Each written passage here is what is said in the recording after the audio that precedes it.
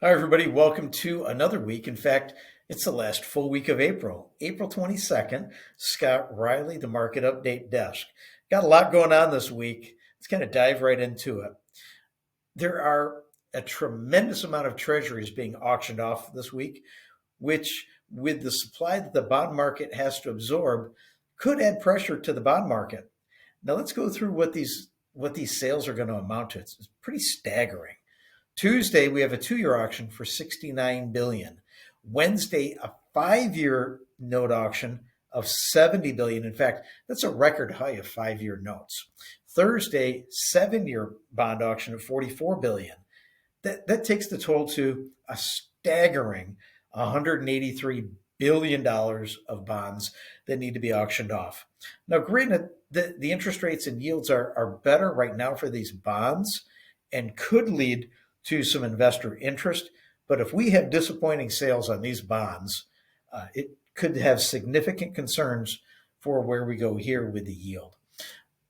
Now, 183 billion, that's how much the bond that the treasury has to sell to keep funding things. It just shows you the amount of indebtedness that we're going to. And that's not political. These are just numbers.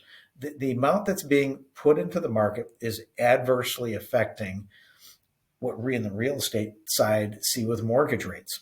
So we're going to see how these sales are absorbed by the market, and we're watching it very closely.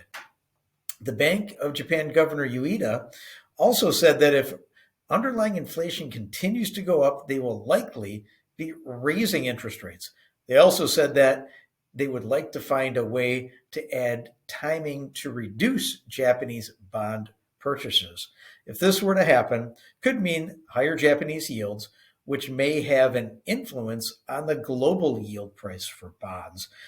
Many of these bonds are interconnected, the prices and where the market goes. Last week, we heard from a lot of Fed members, voting members, 3 or 4 of them, Goolsbee, Chair Powell, multiple other ones, came out and towed the line of, hey, we're going to be where we are for longer, and we're not looking at many rate cuts. Definitely on the hawkish side. Now, one of the doves that are out there was Chicago Fed President Goolsbee on Friday said that progress on inflation is stalled and that it makes sense to wait before cutting. His comments, because he's been one of the stronger doves, have significant importance in what the market is planning on for rate cuts. With PCE coming out Friday, we're going to have some of the script being written for where we're going to go, not only for the rest of the quarter, but probably for the summer. Now, with PCE, the March reading is kind of expected with multiple different expectations at about 0.3, replacing last year's mark of 0.336. As you can see, not a lot of significance. We might get a 1/10 decrease in overall year-over-year inflation, but the headline, the core is probably going to go down, but the headline will probably go up 0.1. The market is very anxiously waiting on this, and we could go either way on. If we get any semblance of a hot core reading, look for yields to push their limits upward through the resistance levels that have been holding on for the last week and a half. So this week, a lot of stuff coming out. New home sales tomorrow. Wednesday, we have mortgage applications, durable goods orders. Thursday, we get the first look at Q1 GDP, jobless claims, and home sales. That GDP is going to be very closely looked at. Some of the initial estimates are pretty hot numbers that the Cleveland Fed was expecting from GDP. So we're going to watch it real closely. Friday, we get that personal consumption expenditure. Also, in the stock market, we have earnings season starting yet again, and that starts off this week. The market is going to weigh heavily on where specifically the Mag 7 is and a lot of the large and mega cap companies.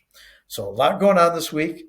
We have, from a technical standpoint, held within a pretty tight range of trading over the last 3-4 days with bonds, mortgage-backed securities. It could go either way with the amount of data and information and bond sales coming out this week. hold on tight to potentially a volatile week. We're going to hope we get some positive numbers. We'll get up to date and get that information out to you as soon as possible. Scott Riley, the Market Update Desk, 616-293-2189. We hope you have a fantastic afternoon. Take care.